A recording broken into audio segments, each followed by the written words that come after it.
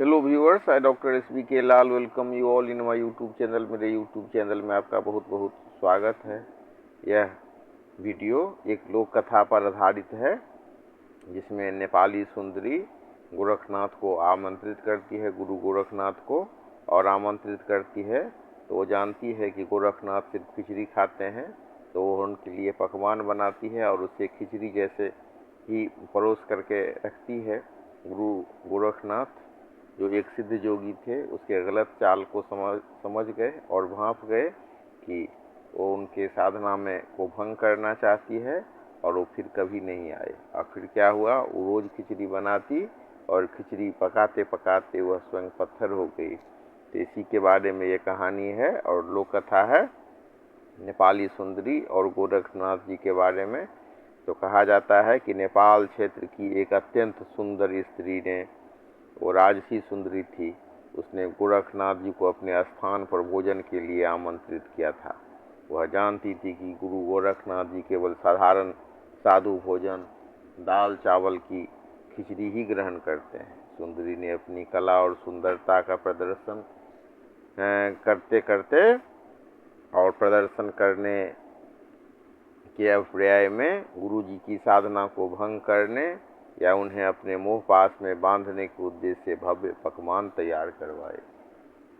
और उसने उन स्वादिष्ट व्यंजनों को इस तरह से सजाकर थाल में परोसा मानो वह साधारण खिचड़ी ही हो। वो दिखाना चाहती थी कि ये खिचड़ी है और उसमें पकवान रख दिए थे। तो जो त्रिकालदर्शी थे गुरु गोरखनाथ, उन्होंने अपने योग शक्ति और दिव्य दृष्टि से उस सुंदरी के मन के छल और अहंकार को भांप लिया और वे उसके बुलावे पर और भोजन ग्रहण करने की जो बात थी, वो कभी भोजन ग्रहण करने के लिए वहाँ नहीं पहुँचे। वे उसके बुलावे पर भोजन ग्रहण करने के लिए वहाँ कभी नहीं पहुँचे और दूर घने जंगलों में जाकर अपनी साधना में लीन हो गए। वह सुंदरी रोज गुरु गोरखनाथ जी के आने की आस में खिचड़ी पकाती, थाल सजाती और उनका इंतजार करती रहती। दिन बीतते गए लेकिन गुरु गोरखनाथ नहीं आए।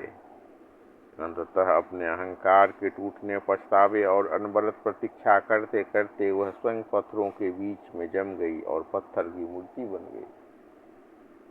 लोक मान्यताओं के अनुसार उसके पश्चाताप और विरह के भाव से उन पत्थरों के बीच से गर्म पानी का एक झरना बह निकला, गर्म पानी का चश्मा।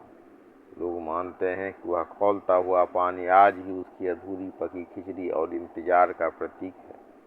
यह कथा नाथ पंथ की उच्च नैतिक मर्यादा, संयम और मोह माया से परे योगी के सिद्ध स्वरूप की महिमा को उजागर करती है। तो नेपाल से बहुत जुड़ा हुआ है गुरु गोरखनाथ जी का।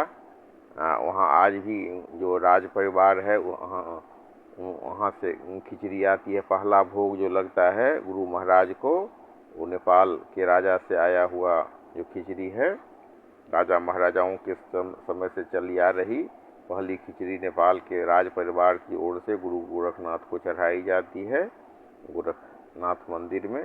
यह परंपरा आज भी है और गुरु गोरखनाथ के जो महंत होते हैं वो